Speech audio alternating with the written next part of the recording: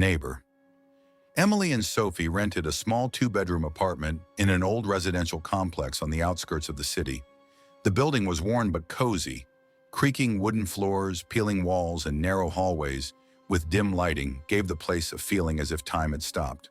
They liked it, especially because the neighbors were quiet.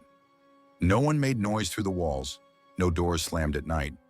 It was as if the entire building was in a state of eternal slumber. But one day something changed. Late one evening, as Emily was returning home from work, she noticed a faint light in the window of the apartment across from theirs. She had always been certain that it was vacant. The windows were always dark, the mailbox was locked, and no one ever came or went. But now a dim yellow light glowed inside, and behind the curtain a shadow moved. She slowed her steps, peering at the window. The silhouette was tall, thin. The figure stood completely still, as if watching the street. A chill ran down Emily's spine. Just then, the shadow jerked suddenly, as if realizing it had been seen, and vanished deeper into the apartment. Emily quickened her pace, hurrying up the stairs to her door. When she stepped inside, Sophie was on the couch, absorbed in a TV show. "Did you know someone lives in the apartment across from us?" Emily asked, setting her bag down. Sophie frowned and paused the show. "In which one?" "Right across from us. I saw someone moving in there." Sophie's frown deepened. No. That place has been empty for like 5 years. I asked the landlord when we moved in. No one lives there." Emily felt a knot tighten in her stomach. She knew what she had seen. Someone had been there. Later that night, she glanced out the window again.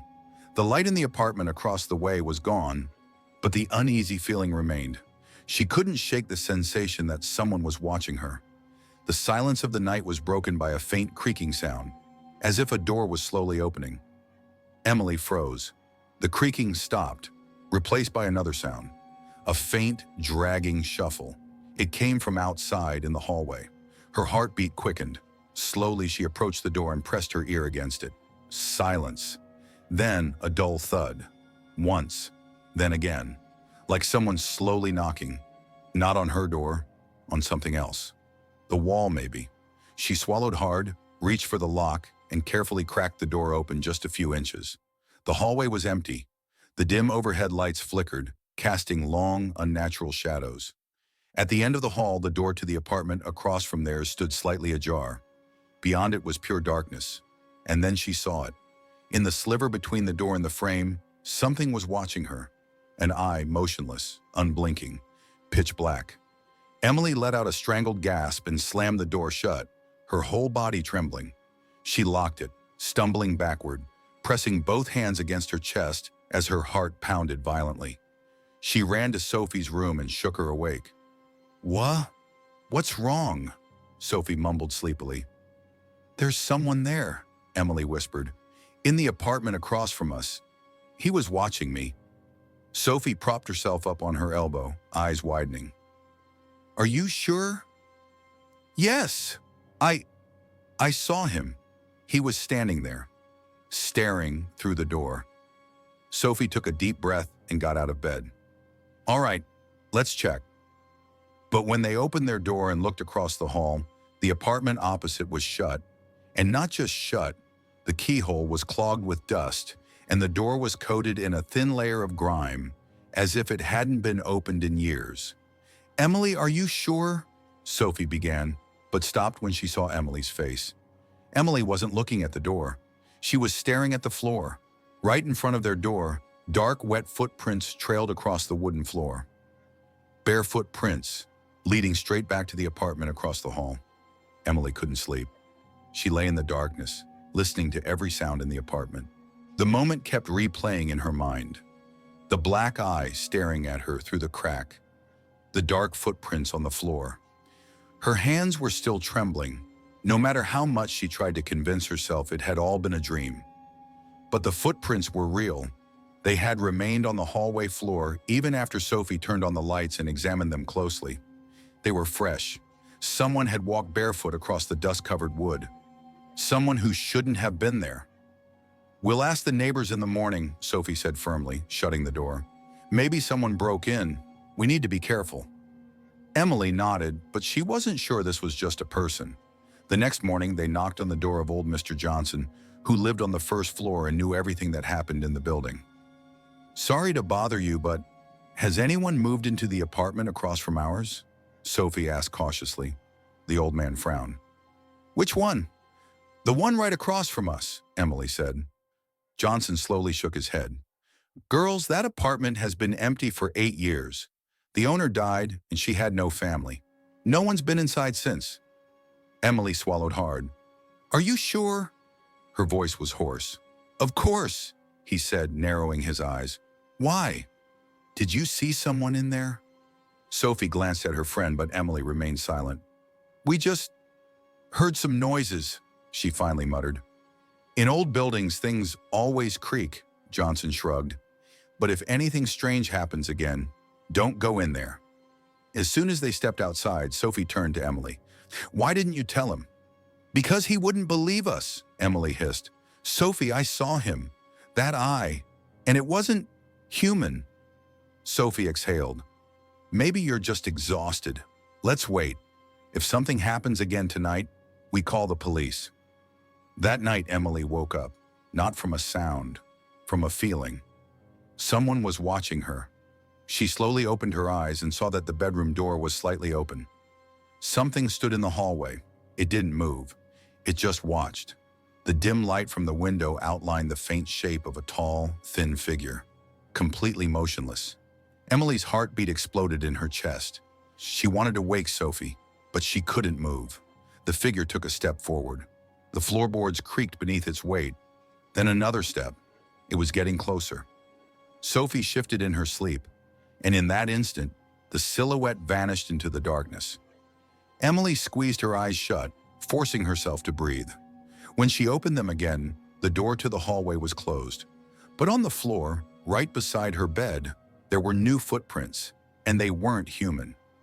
Emily didn't sleep a single minute until morning. She didn't tell Sophie what she had seen during the night. Her friend already thought she was paranoid. But the thoughts wouldn't leave her alone.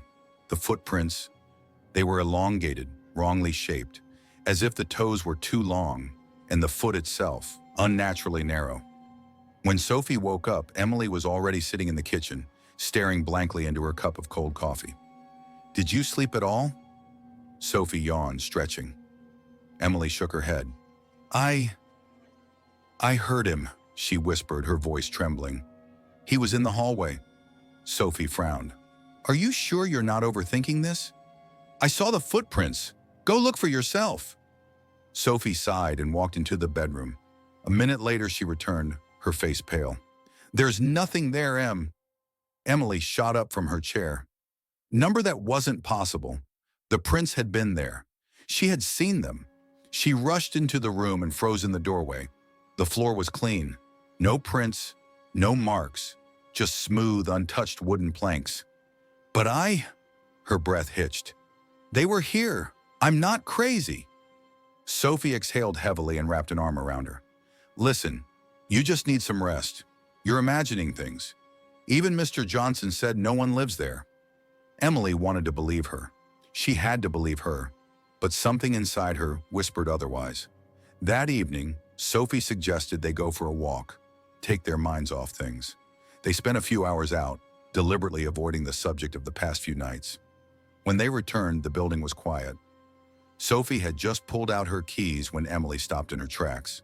The door to the apartment across the hall was open. Not just slightly ajar, it was wide open. Inside, only darkness waited. Emily's palms grew clammy with sweat. "Sophie," she whispered. Her friend looked at her, then followed her gaze. She paled instantly. "Shit," Sophie breathed. "We need to leave." But before they could move, a sound came from inside the apartment. At first it was soft, barely audible, a faint shuffling rustle. Then, a thud. Deep, heavy, as if something had slammed against the wall. Another thud. And then, footsteps. Slow, uneven, too close. Sophie fumbled with the keys, yanking open their door. They barely made it inside before something slammed against it from the outside. The door shook violently, as if struck by something massive. Both of them screamed and pressed themselves against the wall. Silence. Emily didn't dare breathe. Her heart pounded against her ribs, her fingers numb from tension. Minutes passed. Nothing.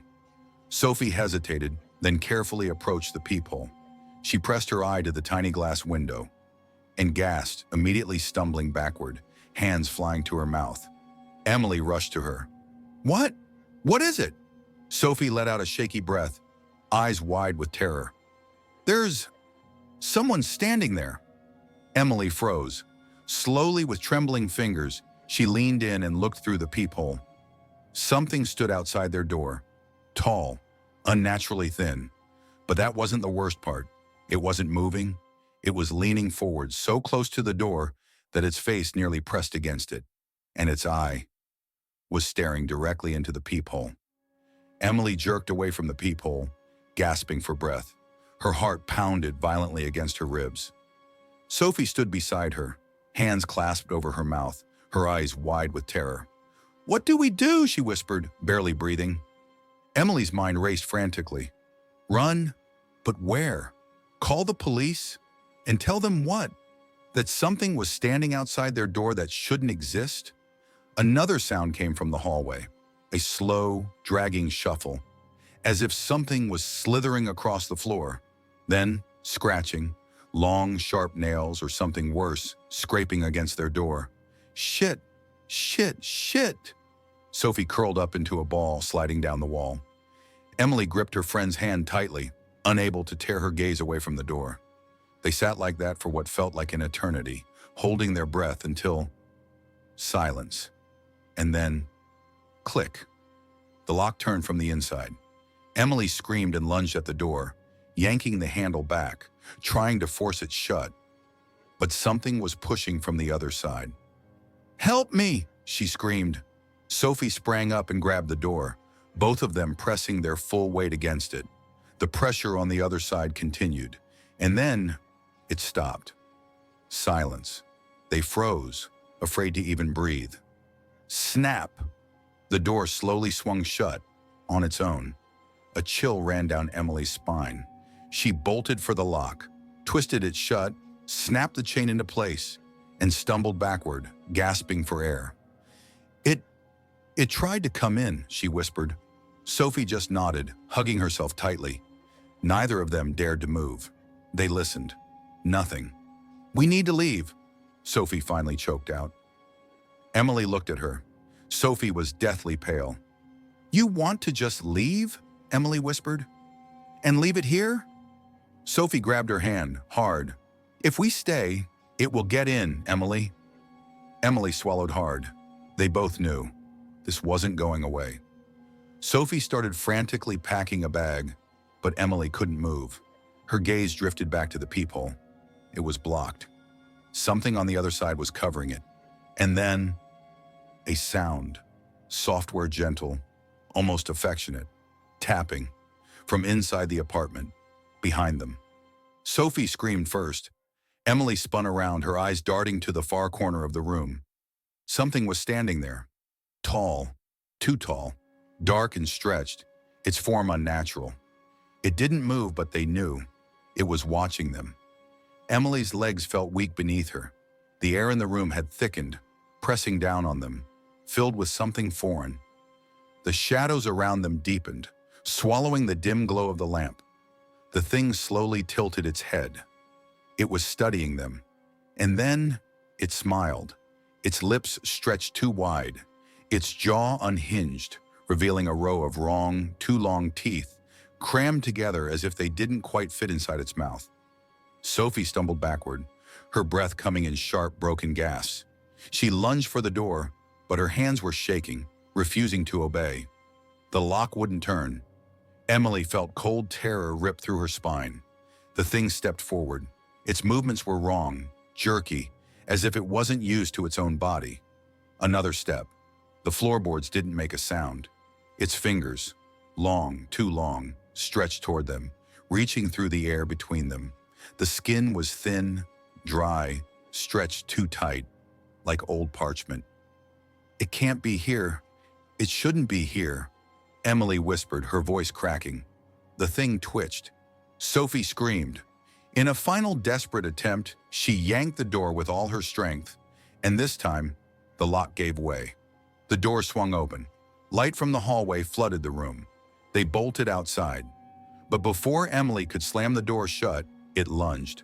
For a split second, she saw its hands, reaching for her, almost touching her.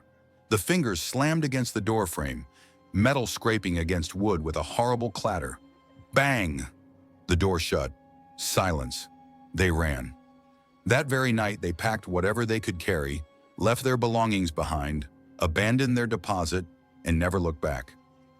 The apartment remained empty, but not for long. 2 weeks later, the landlord rented it out to new tenants, a young couple.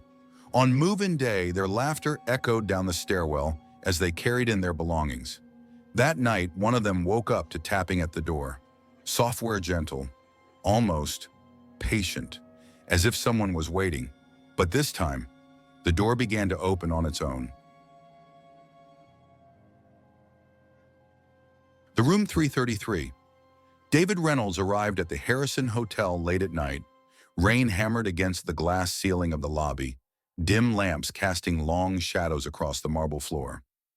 The exhausted front desk clerks, their smiles tight and rehearsed, handed out keys to the last few late-night guests. When his turn came, the receptionist, a frail-looking older woman with dark circles under her eyes, glanced at his reservation and froze for a brief moment. "Mr. Reynolds," she murmured, scanning the list with a finger. "I'm afraid we don't have any standard rooms left." She hesitated. "The only available option," her voice wavered, as if she were reluctant to continue, "is room 333. David frowned. "And what's the problem?" The woman lifted her gaze to meet his. "Normally, we don't rent out that room. It's always left vacant." "Why?" he asked. "That's just how it's always been," she replied quickly. "You could wait until morning. Perhaps another room will become available." David exhaled sharply, irritation flickering in his expression.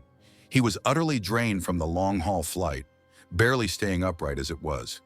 "That's not going to work for me. I need a room now." The receptionist didn't answer right away. A flicker of concern passed over her features, but seeing the determination in his eyes, she finally nodded slowly. "As you wish." She retrieved a key card, hesitating for just a second too long before reluctantly handing it to him. Her fingers lingered on the plastic, as if she was having second thoughts. "If anything seems unusual," she said, her voice barely above a whisper, "please let us know immediately." David barely acknowledged her words as he took the card. Probably just some local superstition. This was an old hotel after all. The third floor was quiet. The hallway was long and narrow, the walls lined with faded wallpaper that had once been elegant, but now looked worn and tired. Room 333 was at the very end of the corridor. As David approached, he noticed something strange. The room number plaque was scratched, as if someone had tried to deface it. The doorknob also looked newer than the others, like it had been recently replaced. He slid the keycard in. With a soft click, the lock released. The room was dark. His fingers found the light switch. The overhead lamp flickered twice before hesitantly coming to life, filling the space with a dull, yellowish glow. A standard hotel room. Bed, desk, TV, minibar. Nothing unusual. And yet, something felt off. A faint, indescribable presence. Not a sound, not a movement, just a subtle wrongness in the air. Like the room didn't belong to him. David shook his head, brushing off the feeling. It was just exhaustion. Tomorrow, everything would feel normal again.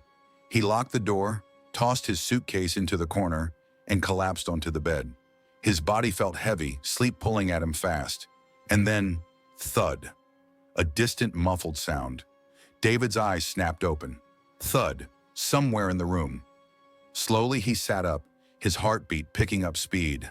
Thud, thud, thud. He turned his head. The sound was coming from the wardrobe in the corner of the room. Something was inside. David froze.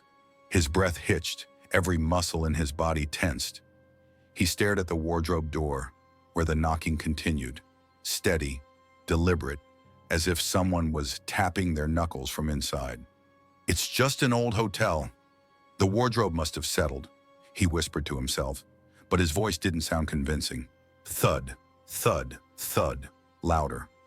David slowly lowered his feet to the floor. The old wood creaked beneath his weight. He paused, listening. Silence. He took another step. Footsteps echoed back, not from the wardrobe, from outside, in the hallway. A cold, paralyzing fear gripped his chest. His hands shook as he reached for the wardrobe handle and yanked it open. Empty. The hangers swayed, and for a brief moment in the dim hotel lighting, the shadows inside seemed to move on their own. Then, a creak. David whipped around. The door to his room was slowly opening. Beyond it, the hallway was pitch black. Empty, but deep within the darkness, something moved. A figure, tall, unnaturally thin. Its shape was impossible to fully make out, but David knew it was watching him. He stood frozen, unable to look away. Panic clawed at his insides, locking his limbs in place. And then the door began to close again. Not just swinging shut, something was pulling it closed. David staggered back, hitting the edge of the bed. His palms were slick with sweat. His breathing was uneven, ragged. "Who's there?" he rasped, no response. Just a faint, shallow breathing from the other side of the door. He reached for the phone on the bedside table. The screen was black, not locked, turned off. A whisper. The words were unintelligible, but the sound sent ice down his spine, as if something had exhaled cold air directly into his ear. Thud. David flinched. Thud. Louder. Thud. Thud. Thud. The sound erupted from all around him, from the wardrobe, from under the bed, from behind the walls. He was surrounded. His breath hitched. He lunged for the door, but before he could reach it, the light suddenly flared to life. The room was silent again, perfectly normal, except for one detail. The mirror across from his bed was scratched, deep, jagged grooves, as if fingernails had traced lines across the glass. From the inside, a lump formed in David's throat. Slowly he approached the mirror. The scratches formed words. "You shouldn't have come." The knocking stopped, but behind him, soft footsteps, slow, soundless. And then he felt it, a breath, right against the back of his neck. A voice followed, low, distorted, whispering directly into his ear. "First night." David stumbled back, tripping over the edge of the carpet and hitting the floor hard. His heart thundered in his chest. His palms were clammy with sweat. He spun around. The room was empty. The scratched mirror, the wardrobe, the bed. Everything remained in place, but the air felt heavier, thick with something stale, as if no one had breathed in this room for years. He pushed himself up, gasping, and rushed to the door. His fingers wrapped around the cold handle. It wouldn't budge. Locked. David let out a shaky, nervous laugh, trying to convince himself the lock had just jammed. He pressed his shoulder against the door and shoved. Nothing. And then the room shifted. Not physically. The space itself changed. David felt a wrongness ripple through the air, as if the walls were breathing, expanding and contracting. The light beneath the door dimmed. The hallway was getting darker. And then the bed creaked. David turned his head slowly. Someone was lying there. He couldn't see its face, only the outline of a body beneath the covers, too still, too lifeless.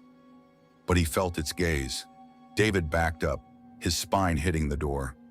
His breath came in frozen gas, his lungs seized with fear. The thing in the bed turned its head toward him. Beneath the blanket, something shifted. The sheets pulled tight, as if whatever was underneath was reaching for him. A whisper, indistinct words, warped and broken, like a radio signal lost in static. David didn't want to hear them. He didn't want to know what it was saying. He lunged for the window, ripping the curtains open. But outside, there was nothing. Black void. The city was gone. The rain had stopped. There was no outside. And then, the bed creaked again. David whirled around. The bed was empty. The blanket was crumpled, the sheets disturbed. but no one was there. He took a hesitant step back, his eyes locked on the bed. And then he saw it, the mirror. His own reflection stood frozen on the glass. Except it wasn't mirroring him. David stood motionless, but his reflection smiled. Slowly, its lips curled into a twisted, unnatural grin. And then it blinked. David hadn't blinked. Panic shot through him, but before he could react, the lights went out. Darkness, heavy, suffocating. David gasped, struggling to breathe. And then he felt it. The floor beneath him had changed. He tensed, pressing his fingers down. Cold tile, the smell of dampness, a faint, distant drip of water. David's fingers grazed the wall, and his stomach twisted. It was wet. Not his room. He inhaled sharply. And then the light returned. But it wasn't his room. He was somewhere else. A different hotel room. Another floor. The layout was similar but off.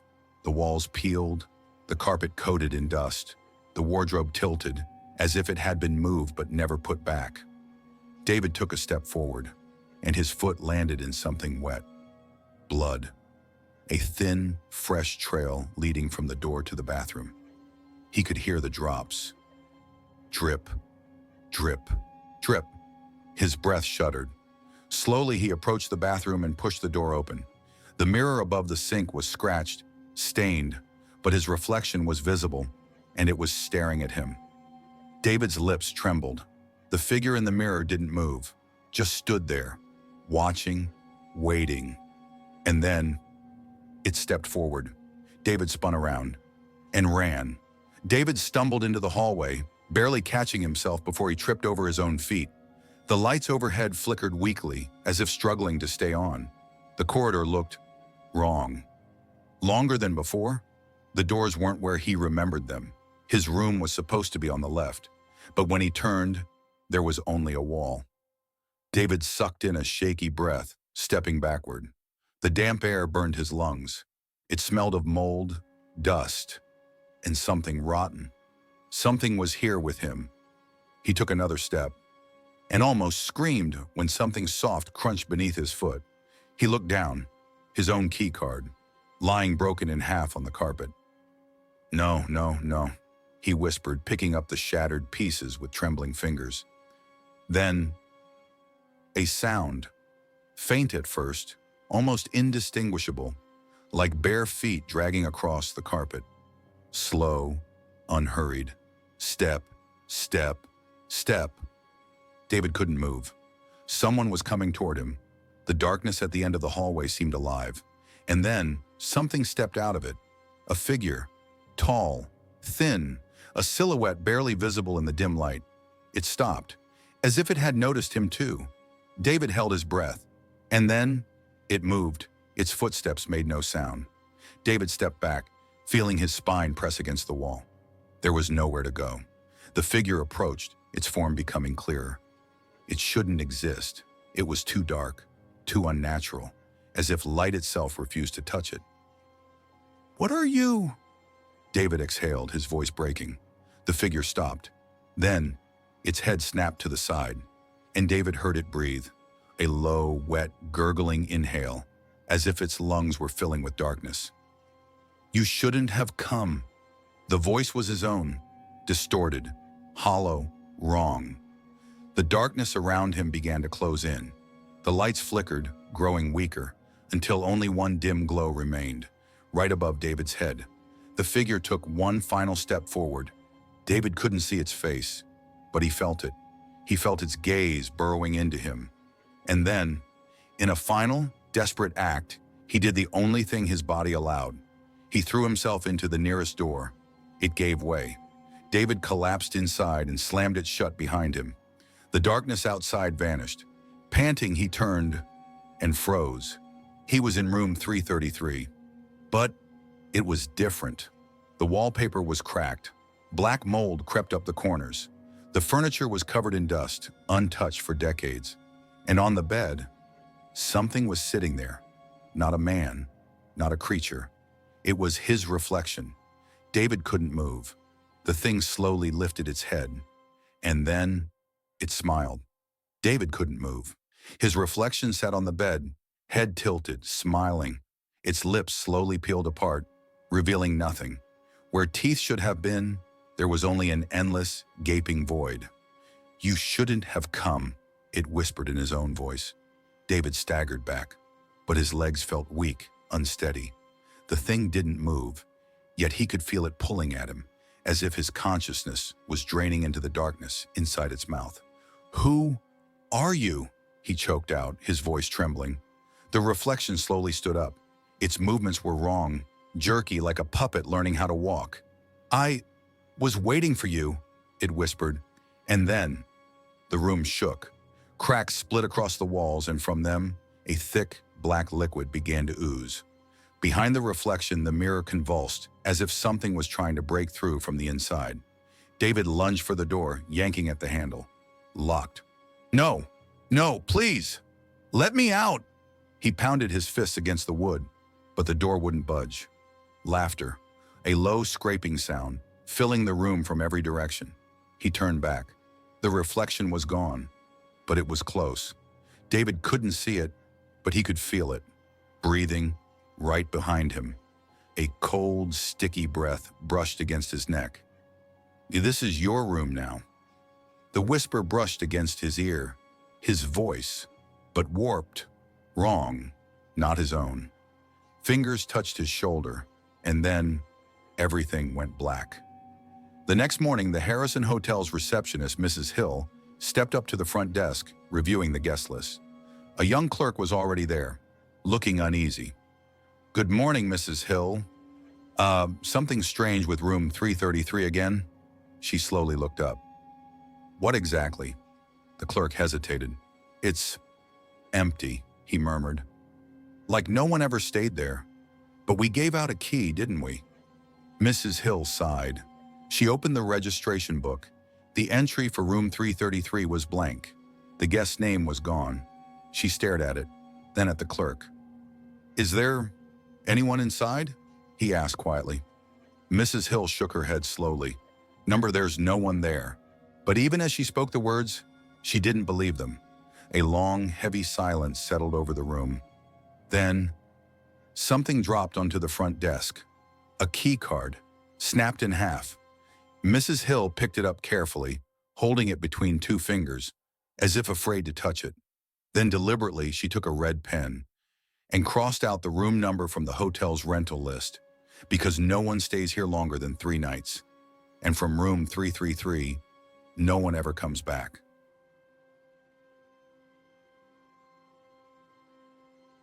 The last call. Emily woke up to the sharp ringing of her phone. The room was dimly lit, with only the faint glow of a street lamp filtering through the curtains, casting eerie patterns on the ceiling. She sleepily reached for her phone, flipping it screen up. 317. Who could be calling at this hour? The anxious thought flickered through her mind. The screen displayed hidden number. Emily frowned, feeling an odd sense of unease, but she still pressed answer. "Emily." The voice on the other end was distorted, as if breaking through static interference. "Who is this?" she whispered, feeling a cold shiver run down her spine. "You have to listen to me. You don't have much time." The voice sounded tense, carrying an unmistakable sense of urgency. "Tomorrow?" Suddenly, the call cut off. Emily sat in silence, still holding the phone in her hand. Her heart pounded in her chest. She tried to convince herself that it was just a prank or a wrong number, but a deep sense of foreboding crept over her. She checked her call log. Unknown number. The call seemed to have never existed. Emily took a deep breath, sinking back into her pillow, but sleep refused to come. She stared at the ceiling, feeling an unshakable tension in her body. Her fingers trembled as she opened her messenger and typed a message to her friend. "Hey, sorry for the late hour, but someone just called me from a hidden number. They knew my name." She hesitated, not sending it right away, as if sensing that she wouldn't like the response. Finally, she pressed send. The message status showed delivered, but within seconds it changed to unread. Emily placed her phone on the nightstand, deciding not to think about it until morning. Tomorrow she would figure it out. But before she could close her eyes again, the phone vibrated once more. The screen flickered. Hidden number. Now she knew this was no coincidence. The next morning, Emily woke up with a heavy feeling in her chest, as if something had been pressing down on her all night. Her sleep had been restless, filled with fragmented visions, distorted faces, voices calling her name, and a strange phone ringing, a call she could never seem to answer. The first rays of sunlight filtered through the curtains, but the lingering sense of unease remained. She sat up in bed, picked up her phone, and checked her call log again. There was still no record of the midnight call. It was as if it had never happened. Emily took a deep breath, trying to convince herself that it was just a dream, exhaustion, or an overactive imagination playing tricks on her. She headed to the kitchen to make herself some coffee, but as she passed by the mirror in the hallway, she suddenly froze. Her reflection looked different. Her eyes were slightly darker than usual, and her gaze seemed empty, as if something foreign was peering out from the depths of her consciousness. She blinked, and everything returned to normal. Swallowing hard, she turned away and continued walking, deciding not to dwell on it. But something deep inside her whispered that what had happened last night was far from ordinary.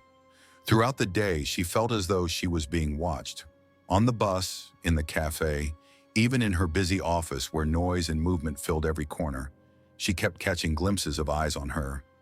Empty, lifeless stares, as if people had forgotten how to blink. Each time she turned around, no one seemed to be paying her any attention. Yet the unsettling feeling refused to leave her. By evening, exhaustion took over. Emily had almost convinced herself that she just needed a good night's sleep and everything would return to normal. She stepped into her apartment, closed the door behind her, and sighed in relief. Finally, she was home. But just as she walked into the living room, her phone vibrated. The screen flickered. Hidden number. Emily froze. Her heart pounded wildly. The seconds stretched into an unbearable eternity. She reached for the phone, but at the last moment, panic surged through her. What if she wasn't supposed to answer? Emily stood in the middle of her living room, feeling cold sweat bead on her forehead. The phone kept vibrating in her hand, the screen flickering with the faceless words, "Hidden number." She could have just ignored it, turned off her phone, tried to forget. But something deep inside whispered that this call wouldn't leave her alone. Taking a deep breath, she slowly slid her finger across the screen and lifted the phone to her ear. "Hello." Her voice was quieter than she expected. Silence, only faint static on the other end. She was about to hang up when she suddenly heard that distorted, distant voice again. "You're still here. That means there's very little time left." "Who are you? What do you want?" Emily felt her heartbeat quicken. "They are close." The voice blended into the white noise. "Don't look in the mirror." The line went dead. The room became eerily silent. Emily's breathing was uneven, her fingers gripping the phone so tightly her knuckles turned white. Something had changed. The air felt heavier, as if her home was no longer the familiar sanctuary it used to be. Her gaze drifted toward the mirror in the hallway. She didn't want to look. She shouldn't. But her body, as if controlled by an external force, took a slow step forward. Her reflection showed her apartment. But the figure standing there wasn't her, and it was smiling. Emily felt her blood run cold. The figure in the mirror took a step forward. It wasn't mimicking her movements. It was something else. Its face was almost identical to hers, but wrong. Something foreign, something unnatural twisted its features. The eyes dark, empty, hungry. She couldn't move. Her body no longer obeyed her. The figure in the mirror raised a hand and knocked on the glass from the inside. A low scraping sound filled the room, like nails clawing against the surface of the mirror. Emily finally managed to back away, but her legs buckled and she collapsed to her knees. Fear crashed over her in waves, drowning every other thought. The phone vibrated again, but this time the sound was different, louder, sharper, as if the ringing wasn't coming from the speaker, but from everywhere at once. In the mirror, her doppelganger opened its mouth, silently, yet Emily heard the words inside her own head. "You're already too late." A deep, resounding crack echoed. The mirror splintered. Emily screamed. Emily stumbled backward, her breath coming in ragged gasps. The mirror was splitting apart, jagged cracks spiderwebbing across the glass. Her reflection, no, the thing in the mirror, watched her with a predatory grin, its fingers pressing against the breaking surface as if testing its prison strength. A loud, piercing noise filled the room, something between a screech and static interference. Emily clutched her ears, the sound drilling into her skull. The walls around her seemed to distort, warping in unnatural waves, the very fabric of her reality shifting. The light flickered, shadows lengthened, stretching towards her like grasping hands. From the depths of the mirror's fractures, something dark and writhing seeped out.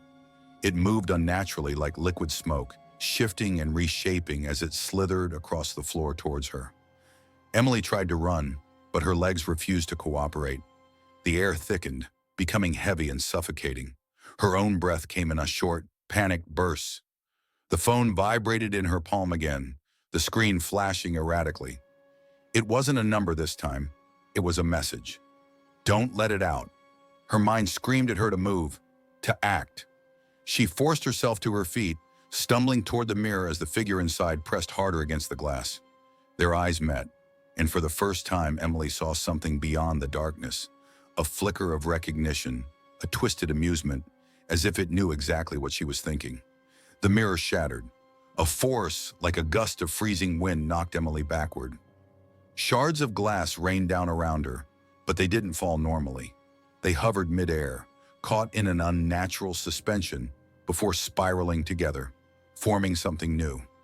Emily's vision blurred, her ears rang, and then, silence. The thing from the mirror was no longer trapped, and it was standing right in front of her. Emily's breath hitched as she tried to comprehend what she was seeing.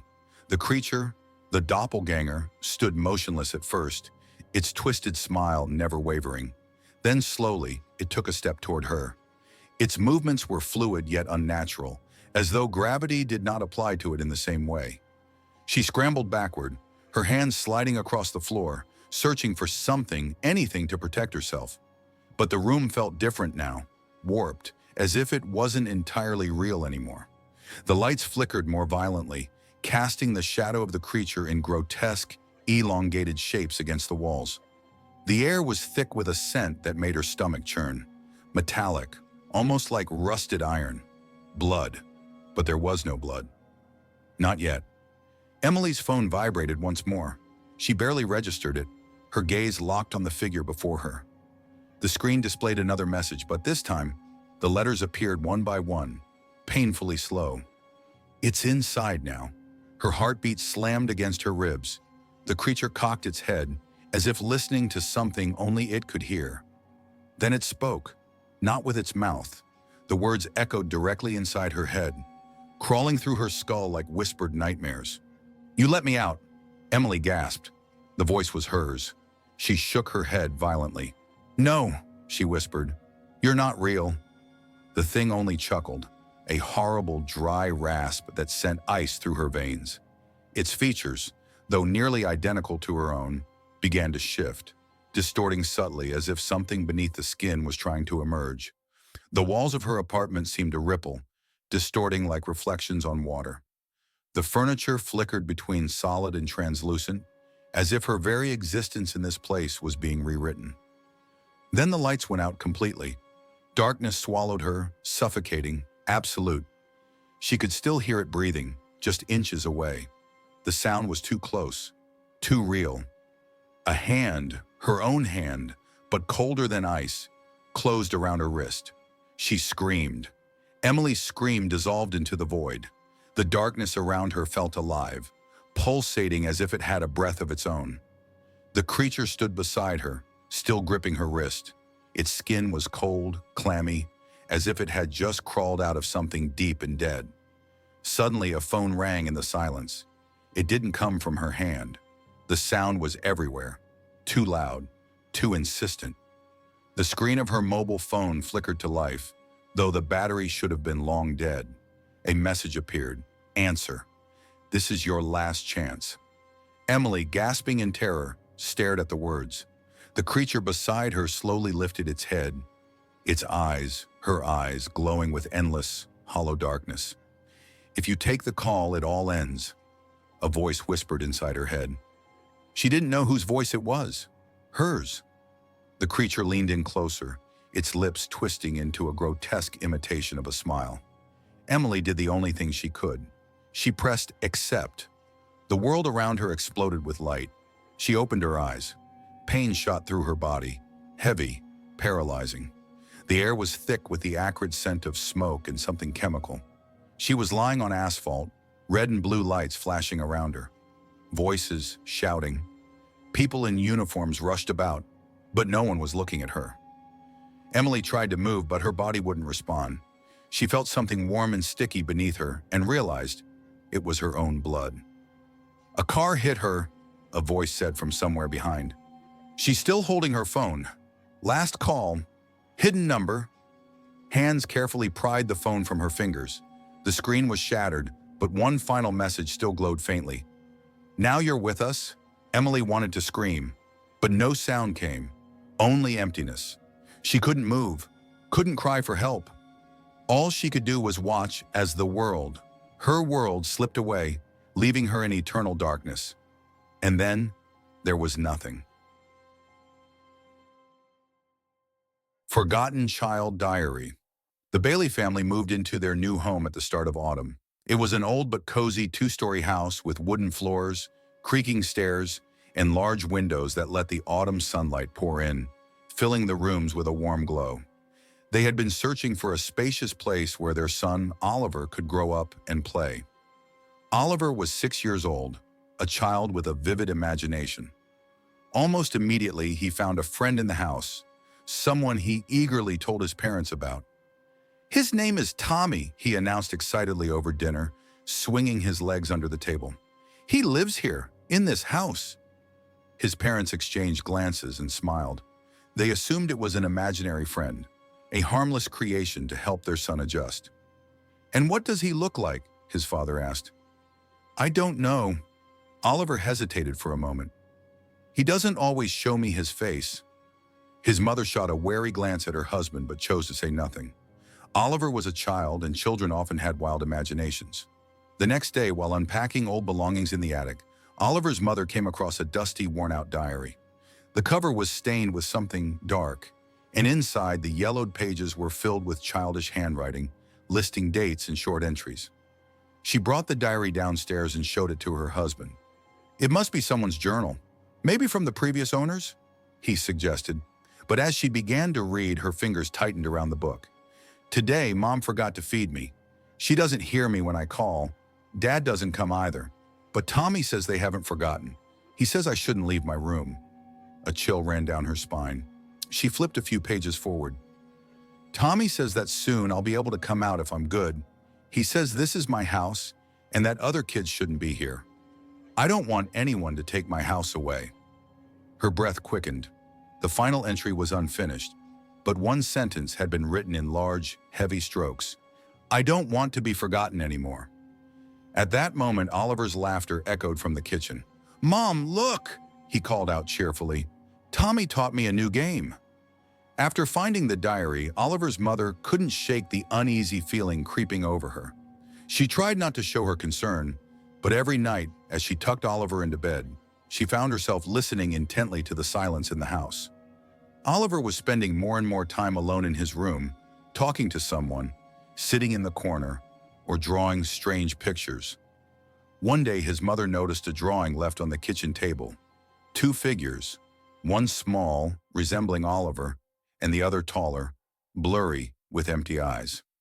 "Is this Tommy?" she asked, gripping the paper tightly. Oliver nodded. "Yeah, he says you can see him now, too." A chill ran down her spine. The next day, Oliver ran to the far end of the garden, where he sat alone for a long time. When his mother called him for lunch, he didn't respond. As she got closer, she heard him whispering, "Okay, Tommy, I'll tell her." "Oliver!" She startled herself with how sharply she called his name. The boy slowly turned. There was something strange, distant in his eyes. He stood up and without a word followed his mother back into the house. That night, she heard him speaking in his sleep. Carefully opening his bedroom door, she found him sitting on the floor. The diary lay open before him, and he traced his finger across the pages as if someone were guiding him. "Oliver, what are you doing?" she asked, her voice unsteady. The boy lifted his head and smiled. "Tommy is teaching me how to write," he said. "He says he has something he wants to tell you." His mother stepped closer and looked at the diary. The page, which had been blank that morning, was now filled with fresh writing. "I missed you, Mom. Why did you forget me?" Her hands began to tremble. "Oliver, who wrote this?" she asked, trying to keep her voice steady. The boy shrugged. "Tommy," he said simply.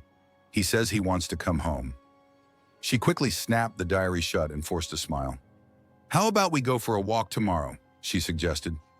Oliver thought for a moment, then nodded. "Okay, but Tommy wants to come with us too." His mother tensed. "But Tommy, he's invisible, isn't he?" she asked cautiously.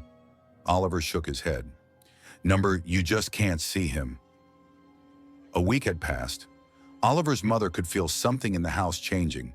She tried not to show her fear, but every movement Oliver made, every conversation he had with the empty space in his room, made her heart clench. Her husband reassured her that children often had imaginary friends, but she knew this was something more. One night after the whole family had gone to bed, she woke up to a strange sound. It was faint, like someone lightly scratching the walls. Getting up, she carefully stepped into the hallway and made her way to her son's room. The door was slightly open. Oliver stood by the wall, holding a marker in his hand. His fingers were stained with black ink. "Oliver? What are you doing?" Her voice trembled, but she tried to stay calm. The boy turned. His eyes gleamed in the dim moonlight. "Tommy asked me to write," he said. Slowly, her gaze shifted to the wall. Uneven letters stretched across the wallpaper, as if hurriedly scribbled by a child's hand. "Soon, soon, soon." She gasped and grabbed Oliver's arm. "We're cleaning this, right now." But Oliver yanked his arm away and looked at her with a pout. "You shouldn't do that, Mom." His voice had changed, just slightly deeper than usual. "Tommy will be upset." A chill ran down her spine. She couldn't take this anymore. Scooping Oliver up, she quickly wiped the words from the wallpaper, ignoring his protests. The next morning, waking up before everyone else, she went to check on Oliver. He was curled up in bed, fast asleep. But something on the wall caught her eye. The same words were there again. Only this time, they weren't written with a marker. They had been carved into the wallpaper, deep, forceful scratches. She staggered back. At that moment, Oliver's eyes fluttered open, and he smiled brightly. "Tommy said you shouldn't have done that." Her heart nearly stopped. That evening, her husband noticed how unsettled she was. "What's wrong?" he asked once they were alone. She told him everything. About the diary, about Oliver, about the writing on the walls. His face darkened with concern. "Listen, you just need some rest," he said. "Maybe we should go visit your sister for the weekend?" She shook her head. "We can't leave Oliver alone in this house. Tommy, She couldn't find the words. It all sounded too insane. Her husband sighed. "It's just his imagination, sweetheart. A child's fantasy." But the next morning, he changed his mind. Oliver was gone. They searched the entire house, the yard, called the police, but he was nowhere to be found. The only thing left behind was his diary, lying in the center of his bed. On the open page, a shaky child's handwriting read, "I went to play with Tommy. Don't look for me." And on the wall right above the bed, fresh scratches had appeared. "Do you see him now?" The house descended into chaos. The police searched every room, the attic, the basement, the yard. But Oliver was nowhere to be found. His parents tried to hold themselves together, but inside they were unraveling with terror. Their son had vanished, without a trace. Oliver's mother couldn't bring herself to leave his room. She sat on his bed, clutching the diary, its pages turning on their own, as if invisible hands were flipping through them. "He didn't leave," she whispered, looking at her husband. "He's still here. I know it." Her husband ran a hand down his face. His eyes were hollow from sleepless nights. "We've searched everywhere," he exhaled. He's here," she screamed. "Tommy took him." Her husband turned away. He couldn't listen to this anymore. That night, she heard the scratching again, a faint rustling like tiny nails dragging across wood. It was coming from the walls. Slowly, she rose from the bed and approached Oliver's wall. She ran her fingers over it. Something was there. She turned on the light and gasped. New words had appeared on the wallpaper, right where his bed used to be. The carvings were deeper this time, as if etched into the very wood beneath the paper. "I miss you." She covered her mouth with both hands, a sob escaping her lips. "Oliver." A quiet child's laugh was her only answer. She spun around, but the room was empty. With each passing day, it got worse. More words appeared throughout the house, in the hallway, in the kitchen, in the living room. "Mom, I'm here. Dad, why won't you answer me? Tommy doesn't want me to leave." Her husband was slipping away. He stopped speaking. Stopped sleeping. She watched him sit on their bed for hours, staring at nothing, his face devoid of emotion. Then one night, she woke up to his movements. He was standing in the corner of their room, scratching something into the wall. "What are you doing?" she screamed in panic. He turned slowly. A knife was in his hand.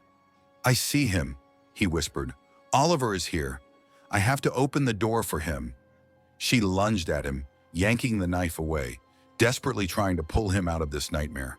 His body trembled, his eyes brimming with tears. "He's calling us," he murmured. "He wants us to go with him." Suddenly, the lights in the house flickered.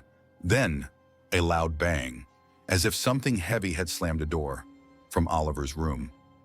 The mother froze. The door to his bedroom creaked open on its own, an invisible force welcoming them inside. Inside, the diary lay open. On a once blank page, new words were appearing before her eyes, written by an unseen hand. "Now you can play too." The mother stood frozen in the doorway of Oliver's room, unable to move. Her breath was shaky, her heart pounding in her chest. Her husband took a slow step forward, but she grabbed his arm, stopping him. "Don't go in," she whispered. But it was already too late. The room grew cold. Too cold, as if an icy wind seeped through the walls. The ceiling lamp flickered once, and then went out. Darkness swallowed them whole. From deep within the room came a familiar sound, a soft, quiet rustling against the floor.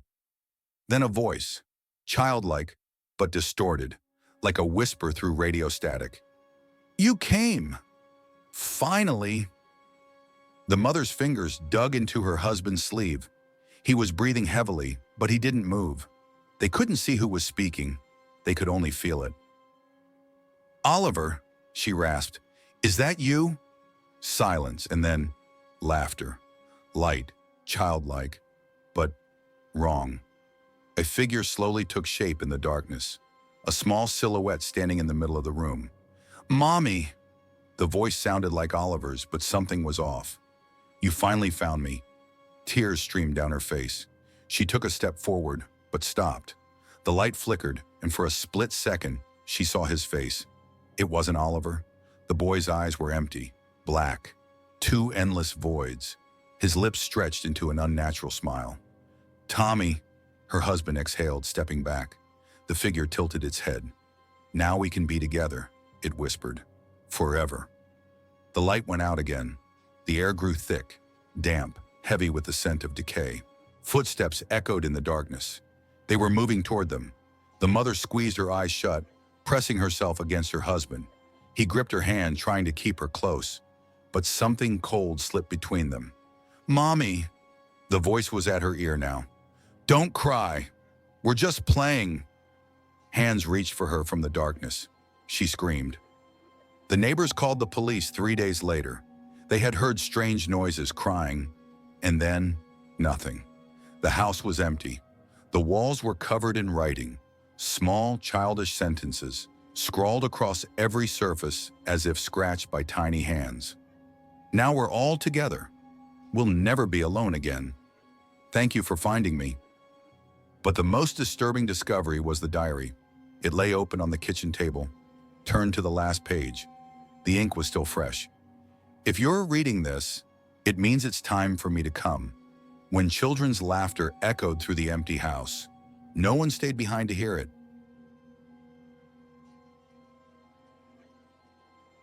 Not my voice. Mia woke up with a sense of unease. The dim morning sunlight filtered through the blinds, filling the room with a grayish half-light. She stretched, trying to shake off the strange heaviness in her chest, but something was wrong. "Good morning," she said out loud. The sound of her own voice made her freeze. That was not her voice.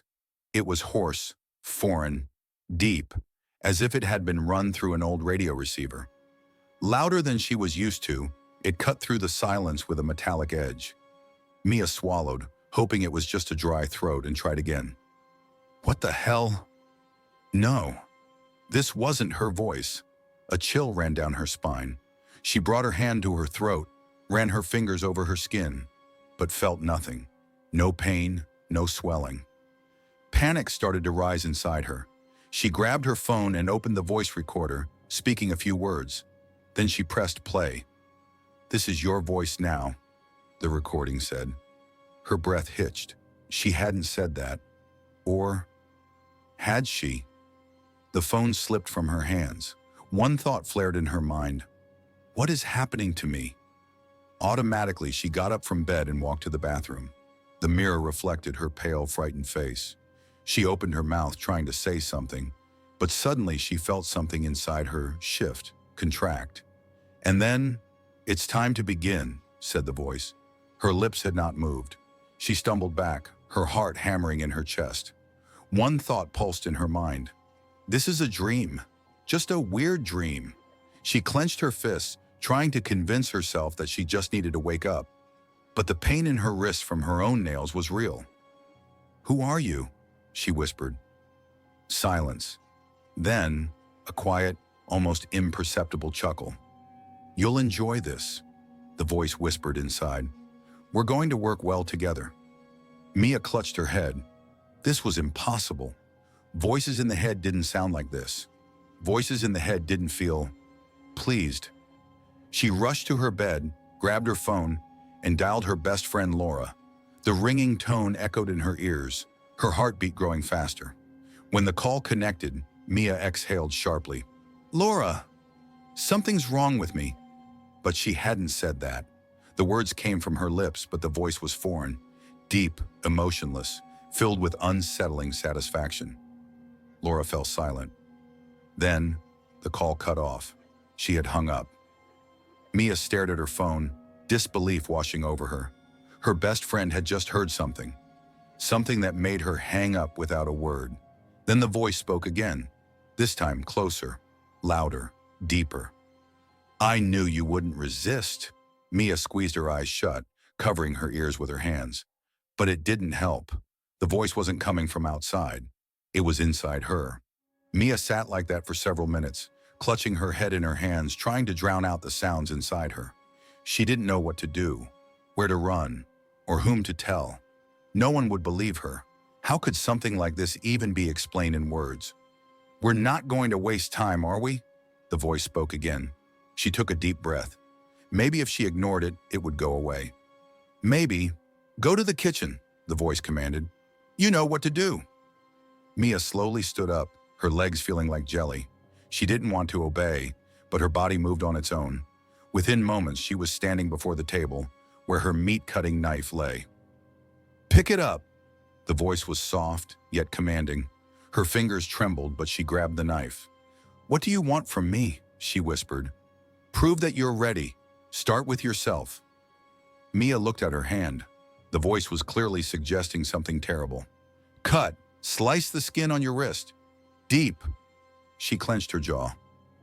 She wouldn't do it. She wouldn't let something foreign control her. But her hand was already slowly raising the knife to her skin. At the last moment, she threw the knife aside. It clattered to the floor with a sharp clang. Her chest rose and fell with ragged breaths. Her eyes filled with tears. "Resisting?" The voice turned colder. "That is disappointing." Mia didn't respond. She backed up against the wall, her legs shaking. She had to get out. She had to find a way out. She lunged for the door, but suddenly the voice barked a sharp order. "Stop!" Her body froze. She couldn't move. Her own body wasn't listening to her. Panic flared inside her, but the voice kept speaking. "This won't do. If you won't obey, I'll start with someone else." Mia's heart pounded in terror as her lips, moving against her will, whispered, "Laura." Her chest tightened. "Laura." her best friend. Number. This couldn't be real. It had to be a trick of the mind. Laura, the voice repeated inside her. Her voice will sound beautiful when she screams. Mia tried to scream, but the sound came out as a strangled gasp. She clutched her head, feeling the foreign force trying to break free. You won't hurt her, she shouted. Then obey. The voice turned into a venomous whisper. Or I'll do it myself. Mia swallowed hard. Tears streamed down her cheeks. She couldn't let this happen. If she refused to do what the voice demanded, it would hurt someone else. Dinner at a restaurant, the voice suddenly said. Tonight, you know who to choose. Mia stared in horror at her reflection in the glass of the kitchen cabinet.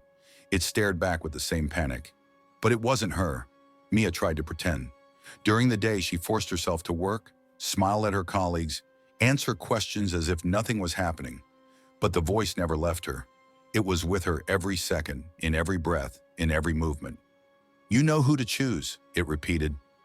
She was preparing dinner at the restaurant, moving mechanically, but her mind was racing. Among her colleagues was Peter, a young chef who always joked and helped her with the hard work. She couldn't choose him, but if she didn't choose, the voice reminded her, you don't want someone else to suffer. As her shift neared its end, she glanced around the empty restaurant. The refrigerator needed a temperature check. Peter went in first and she followed. The moment he stepped inside, the voice grew louder. Close the door. Mia couldn't. She clutched the cold handle, her fingers slick with sweat. Peter turned, looking at her with concern. Are you okay? He asked. Yes. The voice that escaped her lips wasn't her own. Close the door, the voice inside commanded, or I will do it myself. Her hand jerked. The door slammed shut, locked. Peter lunged for the door from the other side, pounding against the glass. Mia! What the hell? But she couldn't answer. She could only watch as the frost swallowed his breath, as his fist struck the door, and as fear froze in his eyes. Good girl, the voice whispered in satisfaction. Mia shut her eyes. She had just condemned a man to death. She tried to turn away, but the voice wouldn't let her. Now watch, it ordered. Her eyes opened against her will. Peter was no longer screaming. His movements had become frantic, desperate. He hit the glass so hard his knuckles split, blood smearing the surface. But his breathing was slowing. His fingers stiffened against the cold. One last time he looked at her. His gaze pleaded. Then he stopped moving. Mia felt her knees buckle. She sank to the floor, trembling violently. Every part of her wanted to scream, but she couldn't make a sound. See? The voice was pleased. That was easy. Now we move forward. No, she choked out. You don't want Laura to be next, do you? Mia let out a sob, pressing her forehead to the floor. She couldn't fight. She couldn't stop it. All she could do was wait for the next command. 2 days had passed. No one at the restaurant knew where Peter had disappeared to. The staff talked about his sudden absence, but no one suspected anything was wrong. Maybe he just quit without warning, they joked, while inside Mia was consumed by horror. The voice was silent. That was even worse. She tried to focus on work, but her hands trembled as she chopped vegetables. Every time she picked up a knife, the voice seemed to stir inside her. Are you still afraid? It suddenly spoke in her head. You need to learn. Mia gripped the knife tighter. She didn't respond. Tonight, you will take another step. The voice was soft, almost gentle. Take a needle. She knew what it meant. In the storage room, there were long kitchen needles used for meat. She didn't want to do it, but her legs were already carrying her there. She picked up one of the needles, feeling the cold metal tremble in her grip. You know what to do. The whisper was closer now. You need to feel it.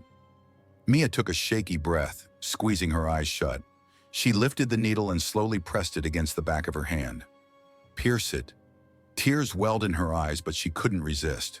The needle slid under her skin, piercing through slowly, almost delicately. Pain shot through her, but the voice laughed. Good girl, it purred with delight. Now you understand. A thin trail of blood trickled down her wrist. She couldn't let go of the needle. Her fingers felt fused to the metal. The storage room door swung open. Mia! It was Laura. Mia's head snapped up, her eyes wide. Laura stared at her in alarm. What are you? Oh my God, your hand! Laura rushed over, grabbing her wrist. "Who did this to you?" Mia opened her mouth, but the voice spoke again. "Tell her you're fine." "I'm fine," she said, her voice hollow, empty. Laura frowned. "No, you're not. Come on, I'm taking you to the hospital." "You can't," the voice hardened. "Stop her." Mia felt her hands slowly rising. One of them still held the needle. "You know what to do." Laura took a step back, fear flashing in her eyes. But before anything could happen, a loud scream echoed from the dining area. "Oh my God!" Someone had found the body. Mia and Laura froze. For a few seconds, no one moved. Then chaos erupted in the hallway. Rapid footsteps, shrieking voices. Someone stumbled out of the freezer, their face pale as if covered in frost. "It's Peter! He's in there! He froze!" Mia couldn't breathe. Laura's grip on her wrist tightened. "Mia, did you know about this?" Her voice shook. "No!" Mia forced out. But again, it wasn't her voice. The noise in the restaurant escalated. Someone had called the police. People ran in different directions, unsure of what to do. Laura looked at her again, then stepped back, realization twisting her face. "It was you!" Mia wanted to scream, to tell the truth, to say it wasn't her, but the voice inside only laughed. "Now this is getting interesting, isn't it?" Mia ran. Chaos erupted around her. Screams, the crash of broken dishes, hurried footsteps. But all she could hear was the dull roar inside her head. The voice wasn't laughing anymore. It whispered, cold, steady, commanding. "You can't run!" She burst into the staff room, slammed the door shut behind her, and pressed her back against the wall. Her breathing was ragged, her hands trembling. She didn't know what to do. The police were already on their way. Laura had seen her in the storage room with the needle, had seen the fear in her eyes. Now, no one would defend her. "Trust me," the voice was gentle, almost soothing. "I will help you. You just have to do this the right way." "Shut up!" Mia hissed, clutching her head. "I won't listen." "You're already listening," it reminded her. "You know what to do." She felt something shifting inside her, as if her body no longer belonged to her. Her fingers curled into fists on their own. Her eyes darted around the room, landing on the knives hanging on the wall. "No," she whispered, but her legs were already moving. Her hand reached for a knife. At that moment, the door outside slammed. Someone was approaching. "Laura!" "Mia!" Laura's voice called. "Please, talk to me." Mia froze. The voice inside her growled. "She won't help you. They will take everything from you. You know what to do." She closed her eyes. Flashing images burned through her mind. Blood on white-tiled walls, Peter's frozen breath in the freezer, her own hands gripping a knife. "No! No!" she screamed and slammed her head against the wall. Pain exploded in her skull, but the voice only roared in response. "Foolish girl! You think that will help?" It was laughing now, louder, stronger. "If you don't obey, you won't be yourself anymore." The door cracked as something slammed against it from the other side. "Mia, open the door!" "Laura!" Mia looked at the knife in her shaking hand. Then her gaze shifted to the reflection in the glass cabinet. The eyes staring back at her weren't hers. They were smiling. The voice growled, "Last chance. Kill her, or I take you." With trembling fingers, Mia reached for her phone. The last message she had sent Laura was still glowing on the screen. Simple words, "I'm scared." She took a deep breath. "Then take me." With one final movement, she dragged the knife across her own throat. A sharp pain tore through her body. Blood poured in a hot rush. The voice screamed, but now it was weaker. It was losing control. The door burst open. Laura rushed in, her eyes widening in horror. "No! Mia!" But it was too late. The last thing Mia saw was the panic in Laura's eyes. Then, silence. Absolute silence. The next day, news sites reported on the incident at the restaurant. The body of a young woman was found in her apartment. Police are investigating it as a possible suicide. Neighbors claim they heard her talking to herself late at night, but the voice sounded strange. Subscribe to the channel to receive new horror stories before bed. Like, write in the comments who at what time does not sleep under our audiobook.